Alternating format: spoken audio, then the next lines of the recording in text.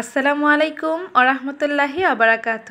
আশা করি সবাই ভালো আছেন। আমিও আলহামদুলিল্লাহ বেশ ভালো আছি। তো আজকে বাসায় মহিষের মাংস দিয়ে বিরিয়ানি রান্না হবে। ভাবলাম আমার বন্ধুদের সাথে একটু শেয়ার করি। তো বিরিয়ানি তো অনেকেই অনেকভাবে রান্না করে, তো আমি যেই প্রসেসে বিরিয়ানিটা রান্না করি আজকে আমি সেটা আপনাদের সাথে একটু শেয়ার করব। আর এদিক দিয়ে আমি 2 কেজি পরিমাণ মহিষের মাংস নিয়েছি। আর এখন একটা বড় সাইজের হাঁড়ি বসিয়ে দিয়েছি। তো পরিমাণ মতো রান্নার তেল দিয়েছি। আর এখানে প্রায় 2 কাপ পরিমাণ পেঁয়াজ কুচি দিয়ে পেঁয়াজটাকে একটু ব্রাউন কালার করে ভেজে নিব। আর এখন দিয়ে দিব এলাচ, দারুচিনি। এ পর্যায়ে পেঁয়াজটা ব্রাউন কালার হয়ে গেছে। এখন দিয়ে দিব কাজু বাদাম, চীনা বাদাম, তারপরে 4-5টা কাঁচামরিচ একসাথে আমি ব্লেন্ড করে নিয়েছি, সেটা দিয়ে দিব।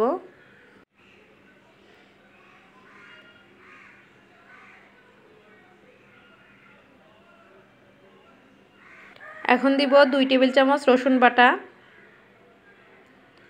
1 টেবিল চামচ আদা বাটা,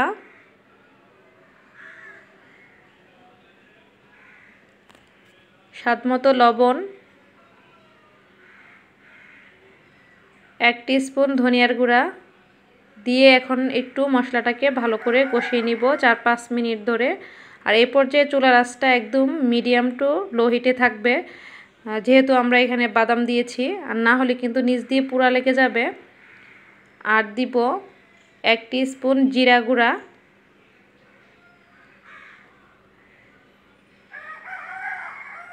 এখন দিব 1 টিস্পুন মরিচের গুঁড়া, হাফ কাপ টক দই, টমেটো সস 1 টেবিল চামচ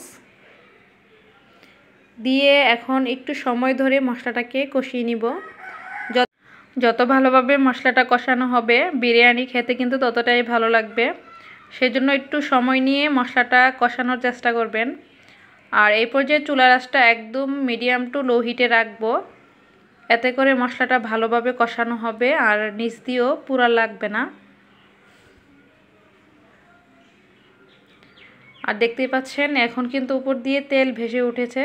এই পর্যায়ে আমার মশলাটা কষানো হয়ে গেছে। আর এখন আমি 4-5টা তেজপাতা দিয়ে দিলাম, কারণ তেজপাতা দিতে ভুলে গিয়েছিলাম। এই বিরিয়ানিটা আমি মহিষের মাংস দিয়ে করতেছি, আপনারা চাইলে গরুর মাংস দিয়েও করতে পারেন, সেম একই প্রসেসে করা যাবে, সমস্যা নাই। তো এখন আমি সবগুলো মাংস দিয়ে দিব, দিয়ে মশলাগুলোর সাথে মাংসগুলো একটু মিশিয়ে নিব, তারপর ঢাকনা দিয়ে ঢেকে দিব কিছুক্ষণের জন্য। আর যারা যারা আমার চ্যানেলে নতুন এসেছেন, ভিডিও দেখতে দেখতে যদি কোনো অংশ ভালো লেগে যায় তাহলে প্লিজ আমার চ্যানেলটি সাবস্ক্রাইব করে দিবেন।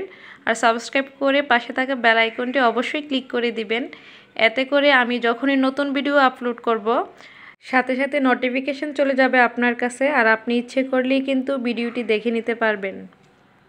আর যারা সাবস্ক্রাইব করে দিয়েছেন তাদেরকে অসংখ্য ধন্যবাদ।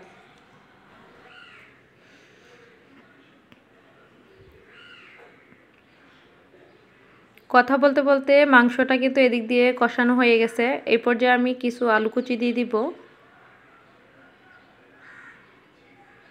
দিয়ে একটু নেড়েচেড়ে ঢাকনা দিয়ে ঢেকে কিছুক্ষণ কষিয়ে নিব।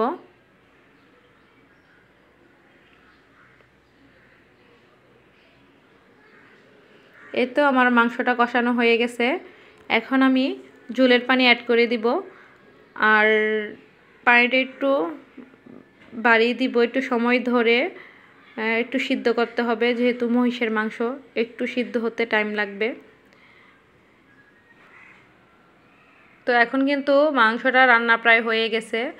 তো এরকম ঝোলটা যখন মাখা মাখা হয়ে যাবে এ পর্যায়ে আমি আলাদা একটা হাঁড়িতে মাংসটা উঠিয়ে রাখবো।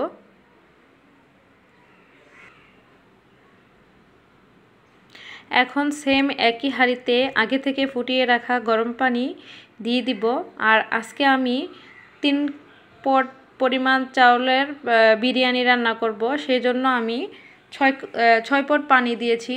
আর পানির পরিমাপটা যদি ঠিক রাখেন তাহলে কিন্তু বিরিয়ানি ঝরঝরে হবে আর নরম হবে না।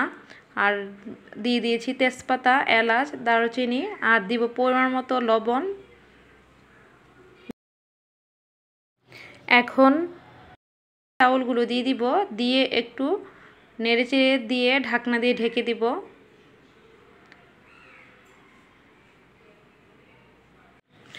এরপর যে চাউলগুলো হাফ সিদ্ধ হয়ে গেছে, একটু নেড়েচেড়ে দিব, দিয়ে এখন রান্না করে রাখা মাংসটা অ্যাড করে দিব। এইভাবে করে বিরিয়ানি রান্না করলে বিরিয়ানির টেস্ট কিন্তু ভালো আসে, একবার রান্না করে দেখবেন। আর দিয়ে দিব গাজর কুচি, যেহেতু বাচ্চারা সবজি খেতে চায় না সেজন্য কিছু গাজর কুচি দিয়ে দিব। আর দিয়ে দিব কিশমিশ, আর এখন দিব কিছু কাঁচামরিচ। আর কাঁচামরিচগুলো আমি মাঝখান দিয়ে ভেঙে দিয়েছি, এতে করে সুন্দর একটা ফ্লেভার ছড়াবে। দিব 1 টেবিল চামচ গুঁড়া দুধ। এখন দিব রাঁধুনি বিরিয়ানি মশলা, দিয়ে একটু ভালো করে নেড়েচেড়ে মিক্সড করে দিব।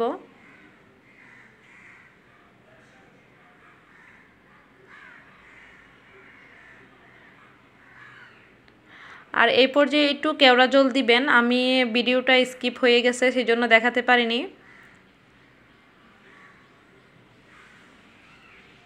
আবারও একটু নেড়েচেড়ে ঢাকনা দিয়ে ঢেকে কিছুক্ষণ দমে বসিয়ে রাখবো। আর এই পর্যায়ে চুলার আঁচ থাকবে একদম লো হিটে।